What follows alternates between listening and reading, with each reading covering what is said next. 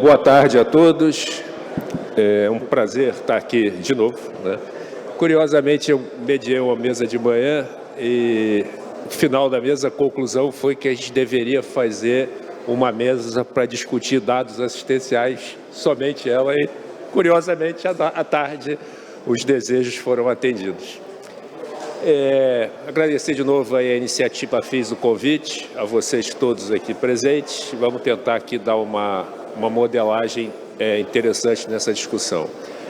A garantia da alocação já dos escassos recursos da saúde pública no SUS com eficiência e eficácia é um desejo e uma discussão recorrente. Acho que a boa notícia é que a tecnologia é uma ferramenta importante e vai dar um auxílio luxuoso para que isso realmente seja feito. Em maio de 2020, foi instituída por uma portaria do Ministério da Saúde a Rede Nacional de Dados em Saúde, que é um programa do governo federal voltado para a transformação digital da saúde no Brasil e que tem o objetivo bastante ambicioso de promover a troca de informações entre os pontos da rede de atenção, permitindo a transição e a continuidade do cuidado, tanto na saúde pública, tanto na saúde privada.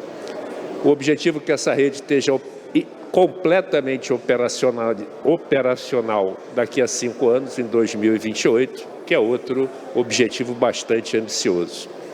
Então, a ideia aqui é que cada um dos componentes da mesa discorra sobre o momento do qual hoje, como eles tratam essa questão da interoperabilidade, da coleta de dados e no uso desses dados na tomada de decisão, e terão 10 minutos para discorrer sobre as suas impressões, cases de sucesso ou cases em curso que indiquem sucesso. Depois a gente volta para cada um deles para, no exercício de futurologia, dizer aonde é que eles esperam estar daqui a 5 anos. Eles não, todos nós, eu espero, né?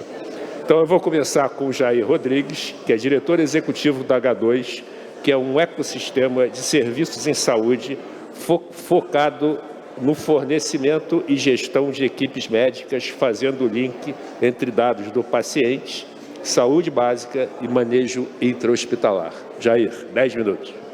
Boa tarde. Boa tarde, pessoal. Tudo bem? Eu sou médico de formação e atualmente sou diretor executivo aqui da H2. Hoje, dentro da H2, a gente consegue levar saúde a diversos cantos do país. O que a gente nota na nossa prática é que quanto mais dados a gente utiliza nela, mais fácil fica a nossa tomada de decisão. Então, quando a gente entra em algum hospital, em alguma região que por algum motivo a saúde ela é ineficiente naquele local, os dados orientam muito a gente. Eu tenho 2 casos que são bem memoráveis aqui, partindo de terapia intensiva, de UTI, que eu acho que vale a pena a gente debater. O primeiro dele é um caso onde fica a nossa matriz, em Goiânia, Goiás. A gente iniciou um serviço de terapia intensiva e notou que os pacientes eles estavam voltando, depois da alta no primeiro ano, à reinternação. E a gente ficava se questionando, o que está acontecendo? Será que esse paciente, a gente está dando uma alta precoce? A gente está precisando bater o número de giros de leito? O que está acontecendo que enfim, esse paciente está retornando muito aqui ao hospital? Então, quando a gente fala de dados, a gente imagina que vai colocar um BI super tecnológico. A gente montou uma planilha de Excel, um arroz com feijão muito bem feito, e a gente fazia um follow-up desses pacientes pós-alta. E o que a gente notou? Que não estava falhando a assistência terciária, uma assistência muito cara. Estava faltando, às vezes, o médico que dava alta da enfermaria comunicar a esse cara que ele precisava fazer um acompanhamento na rede básica. E aí voltava e tudo mais. Então, a gente começou a ligar e acompanhar esses pacientes por WhatsApp, ligação, e a gente notou que cada vez menos esses pacientes retornavam ao hospital. Então, a gente levava isso para a gestão e falava, olha, você não tem que pressionar por causa da reinternação desse paciente, que está chegando em 3, 6 meses. Você tem que pressionar um médico ali na porta, a pessoa para orientar esse paciente a buscar a atenção básica, a buscar ali, de certa forma, a continuidade no ambulatório. Então, ao invés da gente adicionar recursos extremamente caros dentro de um leito de terapia intensiva, a gente colocou uma pessoa que confirmava essa pessoa na alta, falava, olha, se você tem uma consulta no hospital, no ambulatório, tal dia, a gente precisava que você comparecesse. E é isso, assim, a gente pensava que era uma solução extremamente complexa, só que era uma coisa muito simples, um arrozinho com feijão bem feito. Eu tenho agora um caso também de terapia intensiva, que é um pouco mais recente. A gente iniciou há 14 dias uma operação no sul da Bahia. E aí, nessa operação, quando a gente abriu os leitos, a gente acreditava que tinha uma demanda reprimida muito grande. E começou a chegar muito paciente. E esses pacientes iam a óbito em menos de 24 horas. E a gente, cara, será que está faltando MatMed? O que está acontecendo aqui que está preocupando a gente? E a gente achou que estava uma demanda reprimida muito grande do Estado. Só que, na verdade, não era. O que estava acontecendo era que os médicos do próprio hospital, como estavam acostumados a segurar muito o paciente, porque não tinha leito de UTI, eles mandavam esse paciente tardiamente para a UTI, e o paciente chegava já assim, em estado muito crítico. E, consequentemente, aumentou muito o índice de óbito nas primeiras 24 horas. Como que a gente fez isso? Foi basicamente pegando o score, coisa muito simples, pegando esses scores, trabalhando os dados e levando para a gestão. A gente estava imaginando, a regulação estadual da Bahia está falhando. Não, era uma coisa dentro do hospital mesmo que estava dando errado. Então, a gente tem uma visão, às vezes, muito complexa sobre dados e a gente acha que a solução é uma AI, algo muito complexo, mas às vezes a gente precisa só planilhar alguma coisa, conversar, ouvir o colega que está dentro do hospital, na rede básica, e entender um pouco mais dessa gestão em si, né? Eu gosto muito do termo da visão holística dentro da saúde. E eu acho que quanto mais visão holística nós tivermos, mais a gente consegue trabalhar, trazer eficiência e efetividade dentro do sistema de saúde. Muito bom, Jair, muito bom. Isso é um raciocínio eminentemente médico. Bom diagnóstico, bom tratamento, problema resolvido, né? E você só consegue fazer bom diagnóstico com boa informação. Muito interessante os casos. Legal, obrigado. Muito bom. A gente vai passar agora para o Zé Felipe Martins, que também é médico, é diretor médico da NIC Saúde, está vestindo até a camisa da NIC aqui, que é uma plataforma de coletas e conexão de dados de saúde que se propõe a integrar toda a jornada digital do paciente. Zé Felipe, você tem 10 minutos. Tá, legal. Então, gente, eu sou médico mesmo, tenho quase 20 anos de formado. Uma coisa bem legal que o Jair comentou agora foi assim que pequenas modificações conseguem trazer dados para a gente. Isso a gente presenciou. A NIC é uma ferramenta, é uma plataforma, na verdade. O que a gente faz é basicamente coletar dado e conectar dado. Tá? Então, aí já é o segundo passo, né? A primeira coisa, ele teve que identificar o dado. Agora eu tenho que, mas como é que eu estruturo essa coleta de dado dele diária para que não tenha um diagnóstico tardio, não tenha uma parte disso. Eu não estou falando nem de inteligência artificial. Inteligência artificial vai para o Robson. É a terceira parte. Eu acho que é muito interessante assim, quando você vai para dentro de uma instituição, eu fui diretor de hospital também, você começa a perceber que para melhorar a gestão do hospital, o seu hospital está informatizado, mas ele não está conectado. É um pouco diferente isso. Um dos problemas que a gente visualiza muito é quando chega no hospital, você tem padronização de atendimento, linha de cuidado, você tem dados para trazer isso. E toda vez, gente, se você for no melhor hospital daqui do Rio de Janeiro, do Einstein, do Sírio, em São Paulo, que eu sou de São Paulo, né? O que você vai ver? O paciente ele passa no dia seguinte, ele vai ser questionado pelas mesmas dúvidas. Se qualquer um da gente aqui passar num desses hospitais, a enfermeira vai perguntar, você tem pressão alta, você tem diabetes, você fuma, você bebe. Se você passar no mesmo hospital no dia seguinte com a mesma enfermeira, ela vai perguntar a mesma coisa. Por que não gera um aprendizado e da próxima vez perguntar, você já tem uma história de infarto, de AVC, isso vai gerando um histórico, vai gerando uma base de dados que isso vai trazer de verdade conhecimento para a gente. O que a NIC faz, na verdade, a gente é uma empresa que foi acelerada pelo Parque Tecnológico de São José dos Campos. A gente continua com o escritório nosso lá, já temos a nossa sede lá, já tem mais de 2 anos que a gente graduou por lá, foi Reftec Destaque e tudo isso. E dentro de São José, por São José dos Campos ser uma referência de cidade tecnológica, a gente conseguiu uma parceria com a Prefeitura. A gente tem cliente em Recife, São Paulo, no Sul, tem vários clientes, mas em São José, por ser um perfil, hoje a gente está falando de SUS, Rede Nacional de Dados de Saúde, a gente conseguiu falar assim, tá, mas como é que eu avanço aquela parte para trazer informação para o setor público? Como que eu faço uma Rede Nacional de Dados de Saúde antes de 2028? E o que eu preciso fazer? São José dos Campos tem basicamente 5 sistemas, a gente estava conversando antes. Se eu for pegar um hospital é um sistema, o outro é outro, são 5 sistemas totalmente diferentes. E aí vai ter que, quem que vai desenhar essa integração? Não dá para você esperar que um hospital integre com o outro independentemente. Não dá para você esperar que a prefeitura integre isso. Cada hospital tem um sistema diferente com versões diferentes. Você tem que trazer para um conceito de criar uma base única de dados, a proposta da Rede Nacional de Dados de Saúde para 2028. Mas primeiro, você vai esperar até 2028? E segundo, e se isso por um acaso de 2028 vira 2029, 30? A prefeitura antecipou, a gente conseguiu fazer isso. Então hoje em São José dos Campos, um exemplo bem simples. Se eu passar mal hoje em São José dos Campos, eu ligar para o SAMU vai pegar, vai falar, mas quem está falando? Isso é uma coisa interessante, tá, gente? A gente mapeou todo o projeto, isso é uma das ferramentas da NIC. A gente tem dentro de São José dos Campos, se alguém passou mal hoje, vai ligar para o SAMU. 80% dos pacientes que ligam para o SAMU, não são eles que estão passando mal. É ela que passou mal porque ela está ligando para mim porque ele passou mal. Então, uma pessoa apta a conversar. Então, a segunda situação, a pessoa fala, tá, onde você está? Não sei, porque às vezes você não sabe onde você está, não sei o bairro direito, não sei a estrutura. A gente está em São José dos Campos, a gente já escutou, estou na Dutra. Espera aí, é o tamanho da Dutra.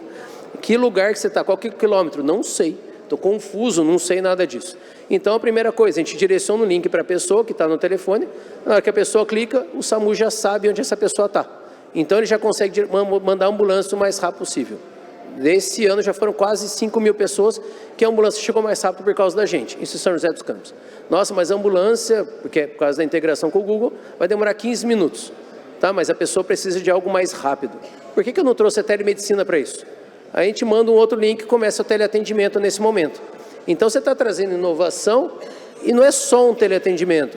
É o José Felipe que está falando. Na hora que ele puxa, ele sabe quem é o José Felipe, se ele tem pressão, se ele tem diabetes, quem que ele fuma, quem que é o telefone de emergência da esposa dele. Então, na hora que o atendimento chega, na hora que o médico do SAMU, a ambulância chega, ela já sabe quem é. E a segunda situação extremamente importante, que aí tem a ver com o pós, que o Jair estava falando. Se esse paciente, a gente entendeu que quase 75%, 76% dos atendimentos do SAMU são clínicos. Como assim? Não é alguém que teve um trauma, é alguém que está com pressão alta descompensada, um diabetes descompensado, alguma coisa descompensada. A gente já viu casos em outros locais onde a pessoa chamou o SAMU 20 vezes porque ele não consegue uma consulta na UBS. Então, o que eu tenho que fazer? Na hora que esse paciente chamou o SAMU, a UBS de referência tem que saber que esse atendimento aconteceu. Então, a UBS tem que ir atrás desse paciente para ele parar de chamar o SAMU. É quase o que você falou. O paciente chegou na porta do pronto-socorro, mas esse paciente não é aqui, ele é lá na ponta. E aí você desafoga o sistema e você melhora. Mas para fazer isso, você tem que fazer o quê? Que é uma coisa que tem até dentro do site do Jair. O que está escrito no seu site, Jair? Soluções de saúde? Não, a segunda parte de dados, que é muito importante. Você tem que monitorar a parte de dados.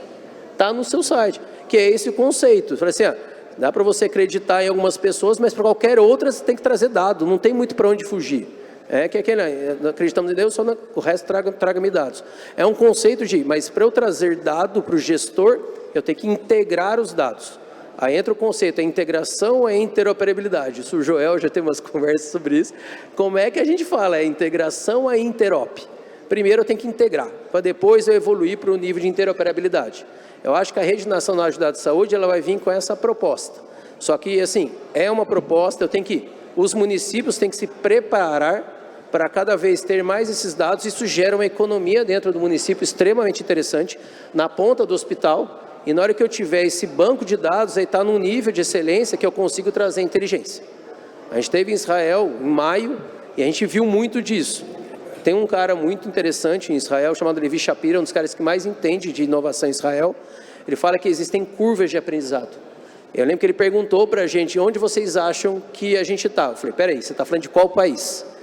Brasil, porque você tem as curvas de aprendizado. A primeira curva primeiro todo mundo tem sistema, 97% dos hospitais hoje tem sistema. E no setor público não chega a 50%. Então, na hora que você fala assim, eu preciso de banco de dados. Dentro do SUS, 70% do atendimento de saúde do Brasil é SUS. Então eu preciso de dados de uma rede que não tem sistema. Pô, daí complicou. Aí é onde a gente atua. Eu vou coletar e trazer um dado estruturado e integrar esses dados, para depois eu ir para o interoperabilizar. Primeiro eu tenho que coletar, integrar, e aí quando chegar a Rede Nacional de Dados de Saúde, que é uma padronização, São José já vai estar pronta. Aí é interessante, só que ela já está colhendo frutos antes da Rede Nacional de Dados de Saúde. Eu acho que a gente, como setor de saúde, como as health techs, a gente entende da dor, né? Que eu escutei bastante hoje, a gente tem que ser um painkiller, a gente tem que ser uma pessoa, tem que matar a dor de quem está ali. E qual que é a dor hoje do secretário de saúde, a dor do gestor de saúde? Hoje a dor dele primeiro é ele saber quantas pessoas precisam do atendimento de saúde, onde está o gargalo, onde está o problema da saúde. Pode ser que o problema da saúde seja lá na porta, onde está sobrecarregado o pronto-socorro, porque a atenção primária não está fazendo, não é que não está fazendo o papel, às vezes ela não sabe. Esse paciente está com diabetes descompensado, ele chama o SAMU porque ele passou mal. Mas porque às vezes ele não conseguiu marcar uma consulta com a UBS. Não é culpa da UBS, não é culpa do pronto-socorro e não é culpa do SAMU. A culpa também não é do paciente, porque ele não consegue. Mas quem que é o prejudicado? É o paciente. Então a gente tem que trabalhar de uma outra forma. A gente entende a dor, eu tenho que ir lá resolver a dor do secretário de saúde dessa forma. Isso se aplica também para o setor privado mais para frente. Se a gente consegue integrar o setor de dados, os dados de saúde para o setor público, eu já estou resolvendo um gargalo muito interessante. E agora, se eu também trabalho com o setor privado, eu melhoro ainda mais nesse sentido. Eu não estou falando compartilhar dados de um hospital com outro. Eu estou falando de compartilhar um histórico de saúde de um paciente que fica na mão do paciente na hora que agora sim, ele saiu daquele hospital particular de excelência e no dia seguinte que ele foi, agora esse dado dele também veio e agora eu ampliei a base de conhecimento deles. Eu acho que a Rede Nacional de Dados de Saúde, ela vem com esse conceito de a gente, até que ele fala que lá não é um lugar para você visualizar, é um lugar para você integrar esses dados. Só que a gente não dá para esperar até 2028, a gente tem que fazer a nossa parte. E para aqueles que comprarem a ideia, serem os early adopters, serem as primeiras prefeituras, ou hospitais, ou instituições, elas vão colher os frutos antes disso, e quando chegar 2028 ela já está pronta. Ela já está pronta para esse modelo, para fazer essa virada, esse churn. Eu acho que a nossa parte como empresa é justamente deixar isso pronto, já começar a colher dado, para na hora que estiver pronto a gente já colher esses frutos o mais breve possível. Acho que entra muito nesse sentido, a parte nossa de empresa dentro da Rede Nacional de Dados de Saúde. Muito interessante, muito interessante. Você vê que é possível você acompanhar toda a jornada e dando conveniência, tempo, efetividade e, em tese, reduzindo o custo e aumentando a assertividade do cuidado. É porque aí você fala assim, na hora que você fala de setor privado, né? O setor privado ele está preocupado em ROI, retorno de investimento. O setor público ele está preocupado em como utilizar melhor aquele investimento, porque ele tem um orçamento fixo. Como é que eu utilizo melhor? Utilizo melhor reduzindo evento adverso, trabalhando melhor na ponta lá na UBS, trabalhando melhor no pronto-socorro, trabalhando melhor em todas as partes. Aí, uma vez que a gente tem esse banco de dados, agora chegou esse momento muito interessante, daí sim, quem são os pacientes que têm o risco maior de infartar? A gente fez isso uma vez para São José. Eu tinha lá uma fila de 3.000 pessoas, ele falou, só tenho 500 pacientes para fazer um teste ergométrico. Felipe, para quem que eu vou dar prioridade? Por tempo? Eu falei, não, vê quais são os pacientes que têm um score de risco maior de infartar, você puxa isso, dá uma prioridade para esses aqui, porque esses vão gerar um custo maior de efetividade. Não é fura-fila, é priorização de fila como um transplante. Então você não está indo nada contra esse sentido. E para a gente é muito lógico, né? Quem que vai receber o rim primeiro num transplante de rim? Quem precisa primeiro. E qual que é a regra hoje, muito dentro do SUS, ou dentro do... é quem está mais tempo. Não, quem está mais tempo não é quem precisa primeiro. Só que para ver quem precisa primeiro, para a gente utilizar a inteligência do Robson, eu preciso ter primeiro o dado, esse dado se conversando e aí eu trazer esse nível. Acho que é por aí. Muito bom, muito interessante. Então, já que o Robson foi citado, a gente passa para ele. O Robson é CEO da Trirox, uma empresa que gera sistemas de inteligência para suporte à tomada de decisão em ambientes complexos. Bem-vindo à saúde, tu está no lugar certo. Né? Muitíssimo obrigado, Alfredo. Bom, grande prazer estar aqui, pessoal. Queria primeiro explicar um pouco a nossa experiência. A empresa tem 31 anos de mercado, bastante coisa. Eu já tive uma experiência internacional, atuando como diretor de 2 empresas de inteligência lá em Chicago. E a gente, quando fala de sistemas inteligentes, a gente não pode esquecer da metade da palavra, né? Gente. Então, a gente, sem dúvida nenhuma, não é só plug and play, né? É plug and pray algumas vezes. Então, a gente precisa decisivamente trabalhar com os processos, que eles destacaram muito bem, e precisa muito bem trabalhar com a governança. Se a gente está trabalhando com seres humanos, a gente precisa trabalhar bem a equalização dos egos e as governanças, principalmente as governanças de dados. Um ponto que a gente tem ao longo desses 31 anos é o seguinte: tão ruim quanto não ter informação é ter informação demais se você não tiver uma metodologia para trabalhar essa informação. E esse é um ponto que eu acho que é crucial nesse debate aqui, Alfredo. A gente sabe que pontos cegos não é apenas o que você não enxerga, mas é o que você acredita que você enxerga e na hora H você verifica que realmente você foi surpreendido. Hoje você verifica sistemas legados, conforme o Felipe falou muito bem, de falta de interoperabilidade, de vários sistemas não se comunicando, mas o quanto disso a gente não consegue colaborar com um bom sistema de apoio à tomada de decisão. Então, a gente tem uma experiência muito vasta nesse tema e isso transmuta não apenas na dimensão do paciente, mas também na dimensão do médico e na dimensão do gestor de saúde. E eu acho que esse é um ponto bastante rico para a gente explorar aqui numa segunda oportunidade, né? No segundo hall dos debates aqui. Eu estava conversando agora há pouco com a minha querida amiga Cláudia Toledo, presidente da América Latina da Elsevier. A Elsevier é uma grande parceira nossa, né, Cláudia? A gente se conheceu logo depois que a Trirox participou construindo a governança para criar a primeira política nacional de enfrentamento do Covid, com o apoio da Microsoft, com vários órgãos integrados, entre eles a Petrobras, todo mundo trabalhando de forma voluntariada, sem monetizar, mas o importante foi a geração de valor, resultado finalístico no final. O que a gente entende? A gente entende que esses sistemas de apoio à tomada de decisão, eles devem servir para o paciente, e aí a gente está falando muito sobre a necessidade de você alfabetizar o paciente. Botem isso na cabeça.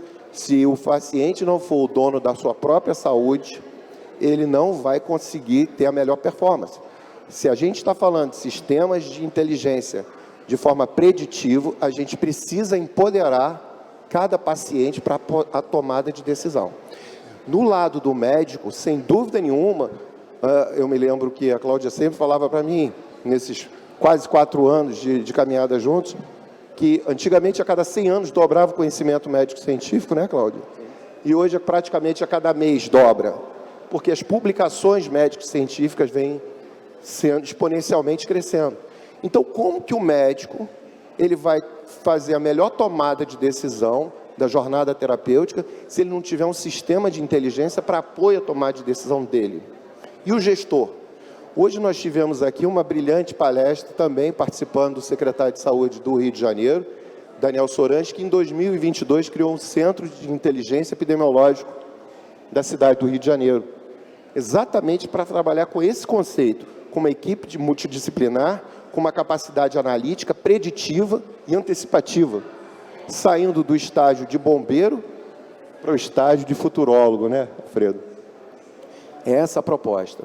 Eu acho que cada clínica no futuro vai ter seus próprios sistemas legados de inteligência para apoio à tomada de decisão. Vocês já imaginaram isso na dimensão de vocês, pessoas físicas? O quanto não seria ótimo vocês terem um sistema com inteligência artificial e também com evidências científicas para apoio à tomada de decisão? Se isso se aplica na vida pessoal, seja para a sua alimentação, para o seu sono, para a sua saúde mental, imagina na perspectiva organizacional. Então, é esse o legado que a gente tem aqui. Em 2014, nós criamos um projeto de inteligência aplicada e apresentamos ele para a GE Healthcare. E foi classificado como um dos melhores projetos do mundo de apoio à decisão. E é pegar todo o Big Data e colocar no ponto máximo de impacto.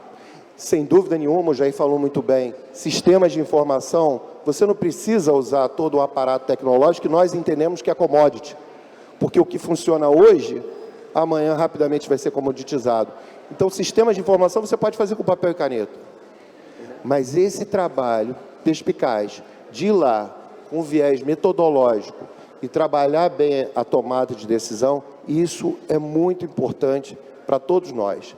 Então, eu gostaria de colocar agora o Alfredo como o nosso mediador para essa rodada ficar cada vez mais enriquecedora. Muito obrigado. Muito bom. Robson, vou aproveitar até que você levantou uma bola que eu acho que talvez seja... temos 30 minutos, então a gente vai ter bem mais de 5 aí para a gente estar bem tranquilo. Aí depois a gente pode abrir para perguntas, se for interesse da plateia, eu acho que a gente vai ter bastante tempo. Mas você falou num ponto aí muito interessante, que é a necessidade de você empoderar o paciente e, ao mesmo tempo, de alfabetizá-lo nessa questão da tomada de decisão. Queria que você pontuasse um pouco essa questão de que uma série de decisões nossas, todos nós como seres humanos, não são racionais, né? E decisões em saúde, as mais racionais são as mais difíceis de serem tomadas, porque implicam em mudanças de hábitos, de cultura, ou de algo que é muito caro para a gente, embora a gente faça mal. Todo mundo sabe que cigarro faz mal. Há uma campanha de mídia há alguns anos, especialmente no Brasil, bastante exitosa até, mas a gente não tem um índice zero de fumantes. Todo mundo sabe que beber em excesso é prejudicial. Todo mundo sabe que a gente tem que ter um nível básico de exercício e tem que ter uma ingestão normal de calorias. Mas há um excesso, a Marta que falou hoje que há uma epidemia de obesidade da América e no Brasil também. A gente sai aqui. Como é que você compatibiliza essas duas coisas? Empoderamento, necessidade de alfabetizá-lo para a tomada de decisão certa e essa irracionalidade da decisão? Ótima pergunta, Alfredo. Muito obrigado. Bom, primeiro ponto, o ser humano, ele basicamente, o modelo mental dele ou é na dor ou é no amor, né? Então, a gente precisa trabalhar com uma mensagem muito clara. Se você não fizer isso imediatamente agora, essa vai ser a consequência. E ninguém tem esse tipo de sistema para parametrizar na hora da decisão de ir lá pegar um doce, né, na geladeira, no meio da noite e tudo mais. Mas o mais importante é você entender que o sistema, por exemplo, dados...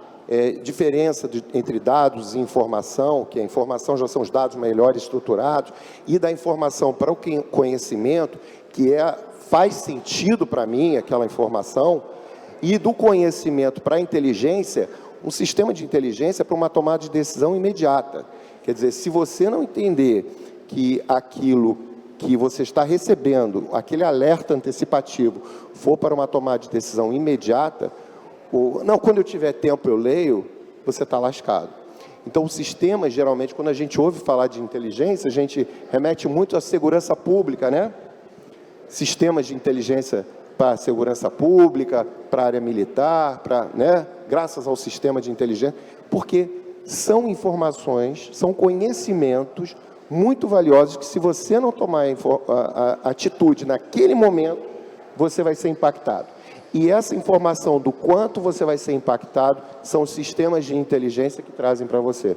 Então, na hora que você tem uma jornada terapêutica de um paciente diabético, onde ele compreende causa e sintoma e, ao mesmo tempo, a responsabilidade de fazer ou de não fazer, quanto custa fazer, quanto custa não fazer, de forma objetiva, clara e curta, a gente não vai conseguir implantar essa educação continuada para o sistema de saúde como um todo, a alfabetização, destacado pela própria medicina baseada em evidências, que a gente tem o objetivo de democratizar.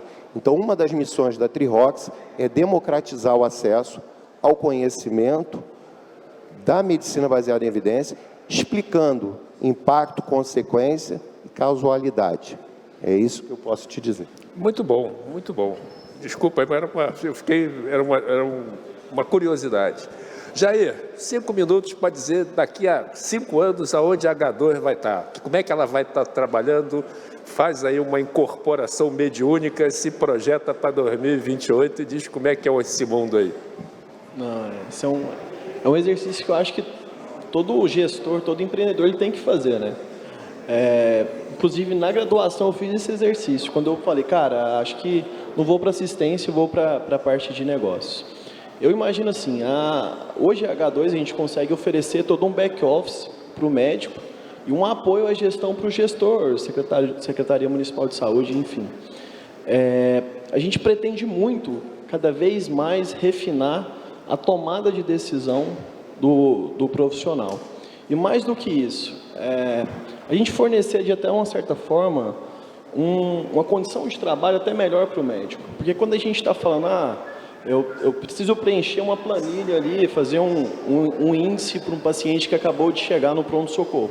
Mas o cara está atendendo 100 pacientes no dia. Se ele demorar 5 minutos a mais, o cara vai gritar, vai tentar agredi-lo, né?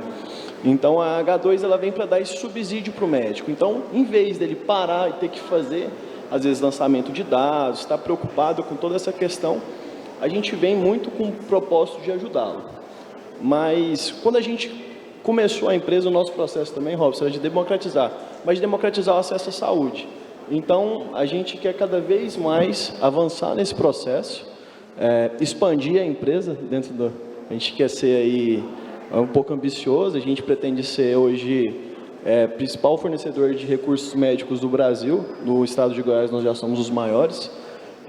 Então a gente vem muito nessa pegada. O que motiva a gente mesmo é receber um áudio, como eu recebi hoje, num grupo, né, de uma mãe de uma paciente que atendemos recentemente, que nem tinha médico no local. Nós conseguimos levar infectologia hoje por telemedicina, e ela falando que ela nunca tinha sido acolhida por um médico da forma que ela foi.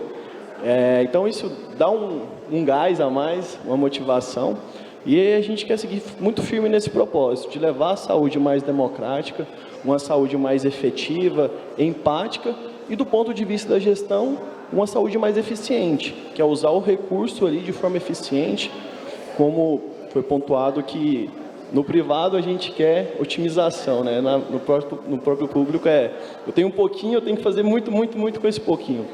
Então acho que esse é o grande nosso objetivo aí nos 5 anos. Se Deus quiser, vamos avançando passo a passo. Muito legal. Passar por Felipe. Embora eu entenda que esse ponto de vista que o Felipe levantou aqui dos objetivos de sistemas públicos e privados, ou é a maximização do resultado privado, ou até a melhor gestão do público, tem um passo antes, né? E como médico, o objetivo do sistema de saúde é cuidar bem dos doentes. Então, acho que é independente dessa questão, só para pontuar. Mas, Felipe, a gente fez 16, um projeto, era um piloto de uma operadora de plano de saúde, que você mapeava o trajeto do paciente e dava para ele um plano de cuidado. Então, por exemplo, a gente tinha um sistema rudimentar, não era nada informatizado, era completamente analógico, que se ele fosse, por exemplo, a um otorrino e não tivesse no plano de cuidado, a gente ligava para ele: o que aconteceu? Você passou mal, está precisando do otorrino e tal, não sei o quê. Daqui a 5 anos, the Big Brother, it's watching you all the time na saúde, se acredita, como é que vai ser essa trajetória mapeada aí? Eu acho que assim, é indiscutível, quando a gente, se você for pegar qual que é o lema da NIC hoje em dia, assim, é melhorar a saúde. Qual que é o porquê do Golden Circle da NIC? Como é que eu faço para melhorar a saúde? A saúde tem que ser melhor, esse é o nosso porquê. Como assim? Tem que ser melhor, mais rápido, tem que ser melhor em qualidade, tem que ser melhor em performance, tem que ser melhor nisso. Aí vai muito do conceito de dor. A gente, quando teve, por exemplo, eu já tive uma vez na faculdade que eu bati o carro, tem vários porquês nossos, e quando eu bati, eu lembro que eu liguei para o SAMU: onde você está? Foi bem isso, eu falei: estou na Dutra. Onde você está? Não sei. Então, aí você fala: tá, mas tem que ter alguma coisa, não é Grey's Anatomy que na hora que chega lá no hospital sabe tudo do cara, não é assim que funciona. Já aconteceu do irmão da minha sócia, que ele passou mal, chegou no pronto-socorro, tinha uma dor torácica clássica, uma linha de cuidado. Se ele tivesse feito no pronto-socorro, isso teria monitorado muito bem. E se tivesse integrado com o cardiologista dele, que tinha uma indicação de fazer um CAT, alguma coisa, você teria antecipado esse infarto por causa da linha de cuidado, que ela foi prolongada, não deu para fazer o CAT, perdeu a janela, teve que ir para a cirurgia cardíaca. Então, de 30 mil reais, que seria um custo, custou 300 mil. Tá, mas quem que é o prejudicado? É o paciente. Todo mundo saiu prejudicado, mas prejudicado de verdade foi o paciente. Então, por isso que a NIC, qual que é o nosso porquê? A saúde tem que ser melhor. Como que ela tem que ser melhor? Nosso ponto de vista. Hoje, o que a gente vê de gargalo são conexão de dados de saúde, melhoria de performance, fluxo, processos. Quando a gente fala de linha de cuidado, que é uma coisa interessante, linha de cuidado, você vai fazer uma linha de cuidado de um AVC, A gente está em São José dos Campos hoje implantando a linha de cuidado no SUS de trauma, AVC, sepsis e dor torácica. Então, o que significa uma linha de cuidado? Tá, gente? É muito assim, se eu chegar com uma dor no peito, eu vou ter que monitorar 3 coisas. A primeira, eu vou monitorar se eu cheguei com uma dor no peito, quanto tempo demorou para fazer o eletro, quanto tempo demorou para passar pelo enfermeiro, quanto tempo demorou para o médico ver que eu infartei ou não infartei, e quanto tempo demorou o desfecho final. Isso daí é só monitoramento de tempo. Segundo, está sendo feito o protocolo certo, fez o eletro do jeito certo, fez a medicação certo, aí entra os protocolos médicos em cima disso. E o terceiro, que é extremamente importante do nosso ponto de vista, a gente viu isso em Israel também, monitorar as pessoas. Como assim monitorar as pessoas? Não é só o paciente, eu tenho que monitorar todos da jornada, todos os usuários que eu tenho dentro da jornada. Eu tenho que monitorar a recepcionista, porque se ela falou que eu tive dor torácica, ela preencheu ou não. Eu tenho que monitorar a enfermeira, se ela abriu o protocolo de dor torácica. Eu tenho que monitorar como é que eu faço isso, um médico, se ele seguir o protocolo. Lá no fim do atendimento, eu vou pegar, se por acaso não tem, vou pegar todos os CIDs, os códigos de doenças, de quem infartou. E de quem infartou, quem que atendeu em toda a jornada? Não é dar nome, não dá nome para o culpado, é dar nome para a melhoria. Então, a gente viu isso lá em Israel, eles tiveram alguns problemas, eles tinham 90% de adesão de um protocolo específico. E eles foram ver que não era... Como é que você vai monitorar 2.500 funcionários, que era o hospital que a gente viu? Eles puxaram por pessoas, não eram somente 100 pessoas. Que aí eles cruzaram, eram os plantões, algumas pessoas não tinham adesão. Então, como é que a gente faz para puxar o otorrino e por aí vai? Primeiro, você tem que realmente empoderar o paciente. Aí que entra o conceito. O dado autorreferenciado que vem do paciente é a principal fonte, é da onde o médico coleta a informação. Isso é extremamente importante. Só que eu tenho que trazer uma revisão programada para esse paciente, um plano de cuidado desse paciente. A questão é, esse paciente passou no otorrino, por quê? Ele tinha alguma coisa que devia ter feito o diagnóstico e tratamento de nova inteligência. Esse paciente, toda vez que a gente vai fazer uma revisão do nosso carro, a gente não, cuidado com isso, mas você tem revisão programada por períodos, e eu tenho que programar isso. Se uma pessoa, existem os modelos de saúde dentro, os tradicionais, fee-for-service, capitation, e por aí vai modificando, bundled, e aí o DRG, que é um outro modelo de saúde, ou qual que é a pergunta, daqui a 5 anos, ou o que a gente prevê? A gente tem as curvas de aprendizado dentro do modelo de saúde. A primeira hoje, que a gente está visualizando dentro do SUS, é coleta de dados, trazer sistemas para o sistema de saúde. Trazer RPs, né? Um sistema dentro de uma instituição. A partir dali eu vou ter dado. Depois do dado eu vou ter um BI implantado. Depois do BI implantado eu vou trazer melhorias. E por fim a última curva que alguns países estão trabalhando é remodelar o modelo de negócio. Hoje é bonificado quem faz mais consulta, não quem tem melhor resultado. Então o que a gente quer mais para frente, daqui a 5 anos, a nossa proposta, está tão estruturado em alguns municípios que seria onde eu possa chegar para uma secretaria de saúde, na hora que o secretário de saúde for contratar uma empresa, ela contrate a empresa por resultados. É isso que a gente busca. Então, dentro dos indicadores é preço, mas também tem que ter performance ali dentro. Isso já existe no modelo americano, né, que são os bundlets. Onde a pessoa, você vai operar no hospital, se essa pessoa infarta, a cirurgia de reop está no pacote. Ou seja, isso tem a ver tudo com performance. E quem que é o beneficiário disso? O paciente.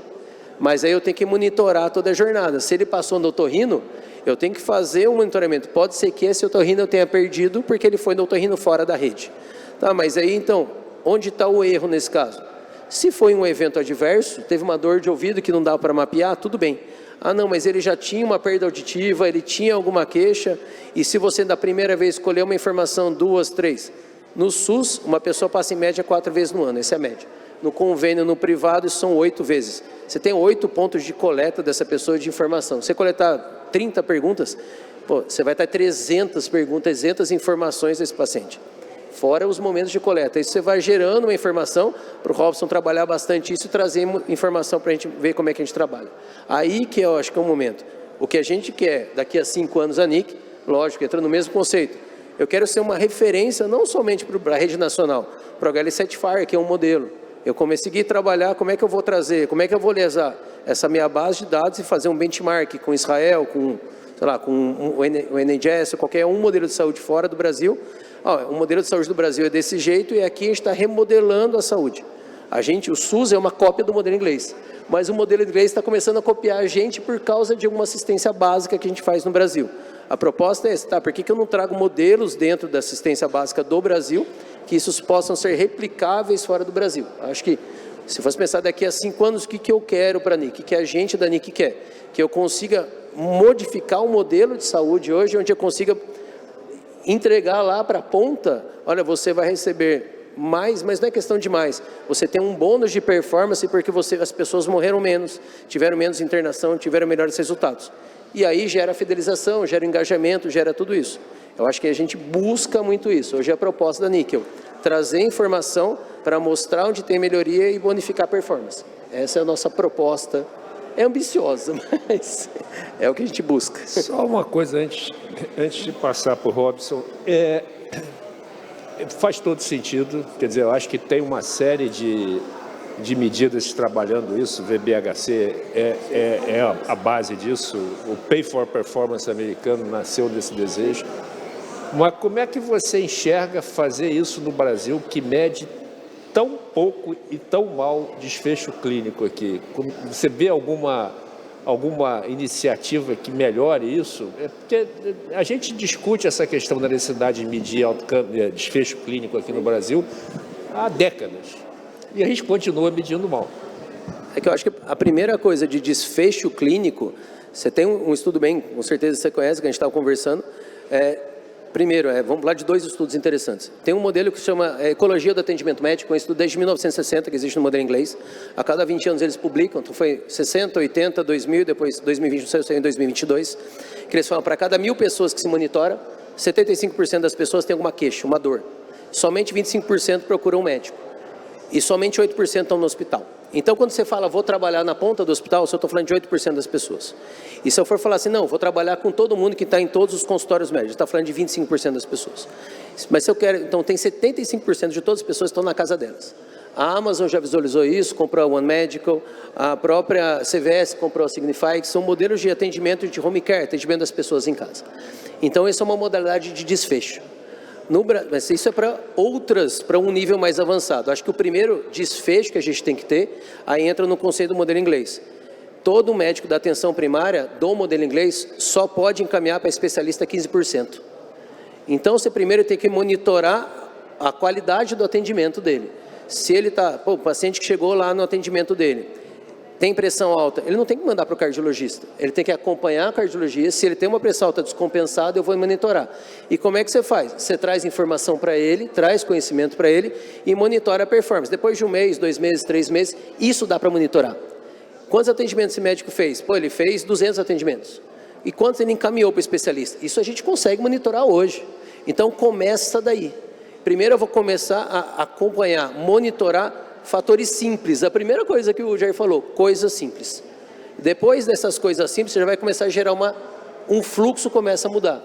Depois, o próximo passo, aí eu começo a monitorar desfecho.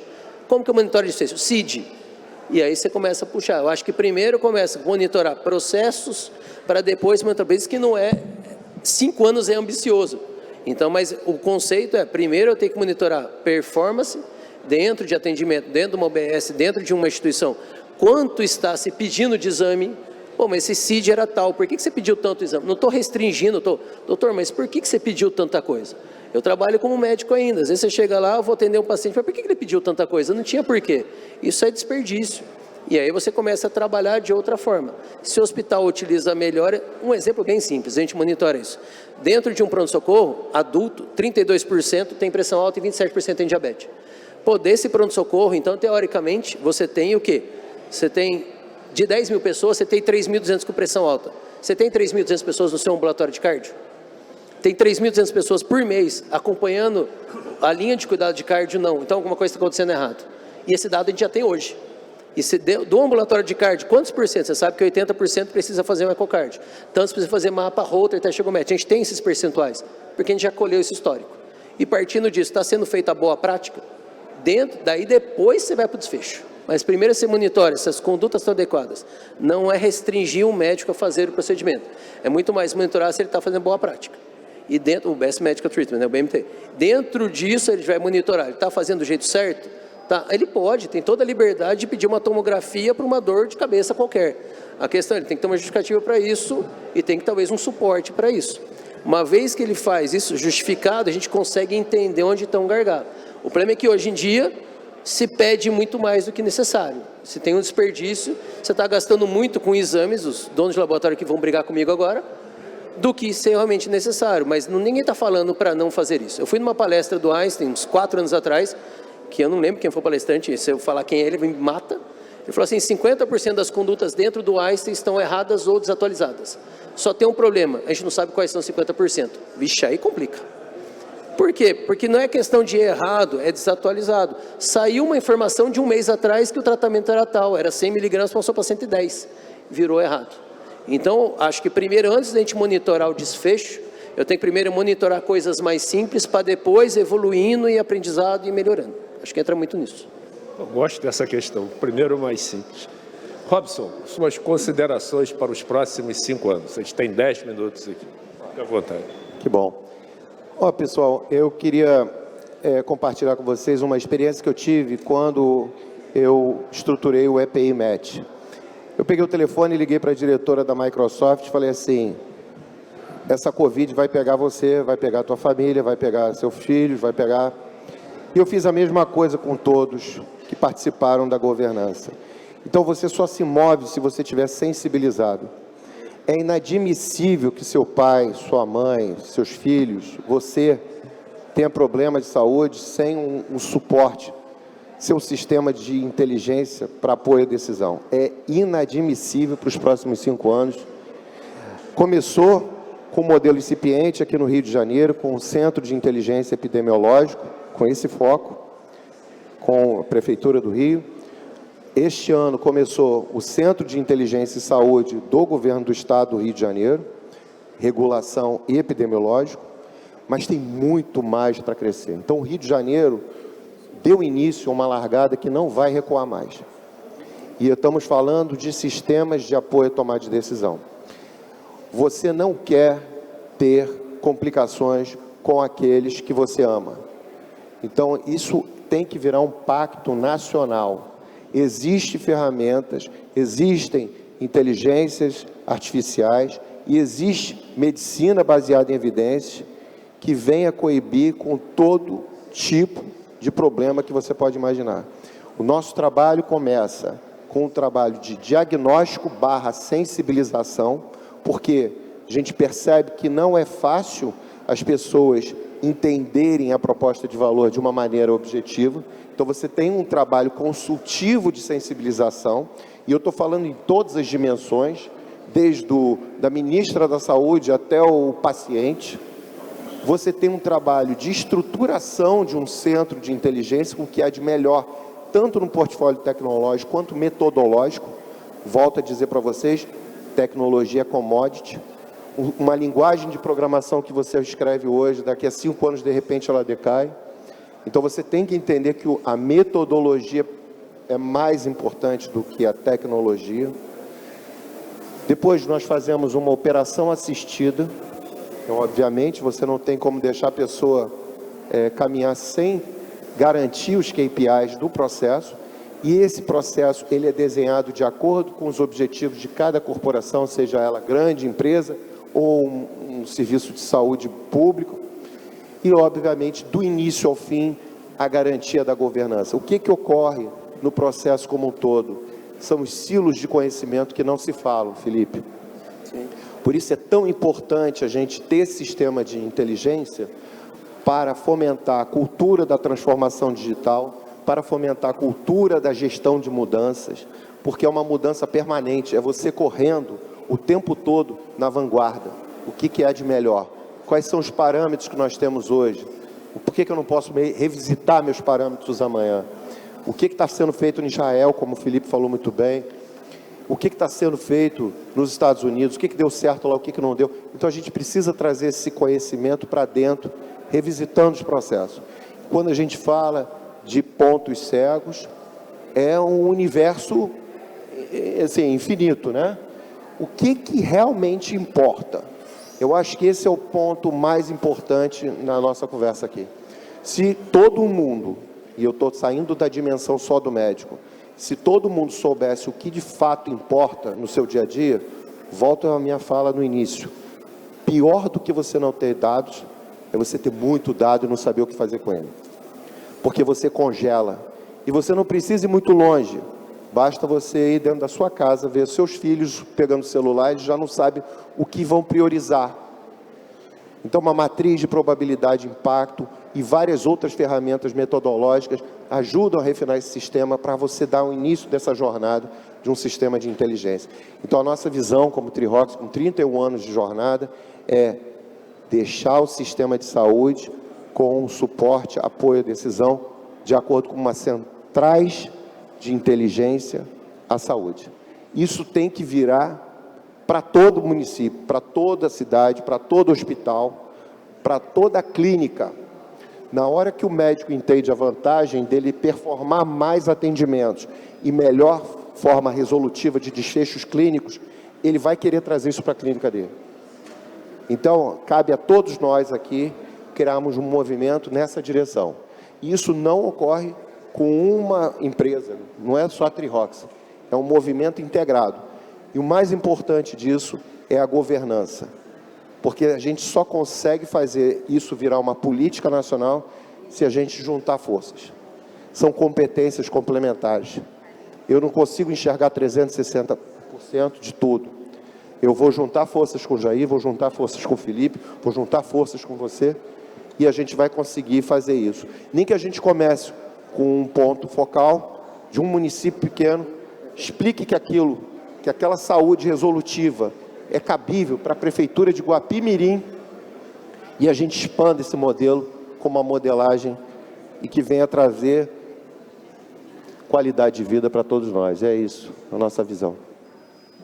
Muito bom. Agora, só uma questão que você falou e que foi levantada aqui pelo Felipe. Essas estruturas cilares que hoje prejudicam um pouco, vocês não acham que essa estrutura da Rede Nacional de Dados, ela tende a, pelo menos a... Esse é um dos objetivos dessa interoperabilidade. É isso para leigo, né? Entendi isso? Quer dizer, você tem uma tendência a isso diminuir. Bom, eu nunca vi a Coca-Cola andando na rua. São seres humanos que estão lá naquele ponto. Então, você precisa trabalhar com ferramentas de sensibilização para identificar essa governança e como essa governança pode gerar valor para aquele decisor. Então, eu acho que desmistificar e criar pontes entre os silos é um dos grandes legados que esse sistema de inteligência vai deixar. Porque tanto o Jair quanto o Felipe falaram muito bem, esses reinos, né? Esses reinos, eles ficam fechados e a gente precisa abrir eles. Como? Desmistificando, criando valor pela união. É por aí que a gente vai fazer isso. Isso vai ser uma política nacional que vai ter impacto mundial. E o Brasil, o Rio de Janeiro, pode ser esse vetor. Então, está aqui a provocação para que a gente comece esse movimento por aqui. Cuidado que as provocações aqui na Associação Comercial, o José costuma aceitá-las, tá? Então, eu acho que é uma boa vertente para que a gente possa fazer o desenvolvimento por mais e melhor saúde através de dados que impactem positivamente na vida da população brasileira. Uma coisa, eu acho que assim que é interessante que ele citou, que era exatamente o conceito de assim, são pessoas. E a gente brinca até que quem que é o concorrente maior da NIC hoje? É o papel. Eu tenho que ser mais fácil que o papel. Se eu for mais fácil que o papel, a minha recepcionista vai usar e vai implantar o dado. Se eu for mais fácil que o papel, na hora de preencher a informação, se eu facilitar a vida da enfermeira, se eu facilitar a vida, mas aí eu preciso entender o processo, o fluxo, trazer Lean Process para a saúde, reduzir desperdício, retrabalhos e por aí vai. E aí, esse concorrente que é o papel, nada é mais rápido que você catar uma folha de papel e escrever. Tá, mas se eu for mais rápido na escala, isso fica interessante. E aí são as pessoas. Eu tenho que trabalhar com as pessoas, trazer informação para o paciente, mas eu tenho que trazer também quem que preenche o dado que vai estar lá na rede nacional. Vai ser a enfermeira, a recepcionista, o médico. Eu tenho que olhar para essa jornada de cada usuário dentro do sistema, que a gente fala as pessoas que utilizam o sistema, para eu ser mais fácil, mais prático, trazer informação para ele, e eu fazendo isso eu consigo adesão. Aí eu trazendo adesão, eu consigo sim, aí trazer informação. Eu acho que as pessoas, elas englobam pacientes, médicos, mas tem enfermeiro, tem recepcionista, tem um monte de pessoas ali por trás que são extremamente importantes nesse sentido. Eu acho que tem essas pessoas também que a gente brinca, né, Juliana? A gente tem que ser mais rápido que o papel. Se for mais rápido que o papel, então eu tenho que estudar o fluxo dele, o fluxo da unidade para ser mais ágil, e aí eu vou conseguir adesão de verdade de todo mundo. É muito legal essa mesa que deveria ser absolutamente tech, concluir que no fundo são só pessoas cuidando de pessoas. A gente tem uma pergunta ali, Robson, vamos dar uma oportunidade? Você se identifica, por favor. Eu sou o Sérgio Aníbal, da UFRJ, eu estou, na verdade, representando aqui, eu trabalhei muito com a área de saúde e tal, e também, na verdade, eu fui atropelado com 10 anos de idade e fui para o Miguel Couto, em 1965, com o pé pendurado. E eu adorava biologia e estava sangrando, e quem me atendeu, meu pai me botou lá com uma ambulância, chegou lá, eu olhava o meu pé e só gritava assim: eu não quero perder o meu pé, eu não quero perder o meu pé. Chegou o Lídio Toledo, o cara do hospital, era o chefe, era o ortopedista, olhou assim e disse assim: balde. Quando ele falou balde, eu gritei mais forte: eu não quero perder meu pé. Aí apareceu o Paz Leme e o outro Medeiros e disseram assim: vamos lá. Aí eles foram olhar o pé, aí viram que o tendão de Aquiles estava inteiro. Falaram: aqui, ó, dá para costurar esse garoto, pô. O pai, só que daqui a 2 dias, se der gangrena, vai cortar no joelho, tá legal? Tá legal. Foi lá, tô com o pé aqui até hoje. Isso aí eu estou falando que é um exemplo claro da necessidade do paciente ter noção, e eu era um garoto de 10 anos, porque eu tinha noção do que era biologicamente aquela perda de sangue, aquele pé em fratura exposta, tá certo? Aí eu vou fazer um desafio para vocês aí, que vocês são especialistas. Vamos criar a Alexa Saúde. Vamos botar aquela secretária que estão botando dentro de casa, com informações para que as crianças possam perguntar, além de pedir música, pedir isso, pedir aquilo, pedir também informações e que ela possa ter uma redundância de que informações, ou de que as crianças, que a família toda está perguntando para a Alexa, aquilo fica guardado como memorial da família. E aí a Alexa serve como um banco de dados para alimentar o sistema, entendeu? Então aí, não sei, Alexa Saúde, é a proposta aí para a turma da Cobra aí, que são vocês. Interessante. Robson, você é uma provocação, de repente é uma boa linha de negócio aí, a gente ter uma triadora ali domiciliar. Robson, você ia fazer alguma consideração? Fica à vontade. Não, primeiro respondendo, claro, sem dúvida nenhuma, a gente ter um assistente dentro de casa, né? Mas isso pode estar no nosso celular, né? Melhor seria se fosse de uma maneira mais simples, conforme o Felipe falou, que o usuário perceba valor. Então, o ponto principal é o usuário perceber valor. A jornada se inicia não apenas na sensibilização, mas principalmente na governança. E essa governança, a jornada da governança, ela começa pela governança dos dados. Isso se aplica dentro de casa com as crianças. Se você começar a jornada da governança pela governança dos dados, você consegue chegar na governança corporativa, seja de um SUS, seja de uma grande corporação. Então, é muito importante a gente saber criar propostas de valor para a sensibilização. Eu quero também aproveitar aqui a oportunidade para parabenizar a Saúde Petrobras, que está começando com uma jornada de um centro de inteligência em saúde. Estamos aqui com as equipes da Saúde Petrobras aqui também, então de parabéns, tá? E eu acho que isso pode transmutar para outros operadoras de saúde, para outros municípios, Secretaria de Saúde, e para outros países, começando por aqui, começando por esse debate tão rico, que é, na verdade, uma vontade de você não aceitar perder o seu pé por uma falta de informação, por uma falta de conhecimento, por uma falta de inteligência. Você foi salvo pela misericórdia.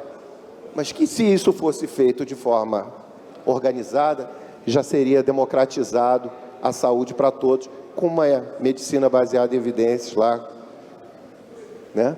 É por aí. Muito bom, acho que a gente chegou ao final aqui do tempo. Agradecer a mesa aqui, a cada um e a todos. Dizer que a gente sai daqui esperançoso no futuro e que realmente transforme a saúde em mais saúde, uma saúde de mais qualidade.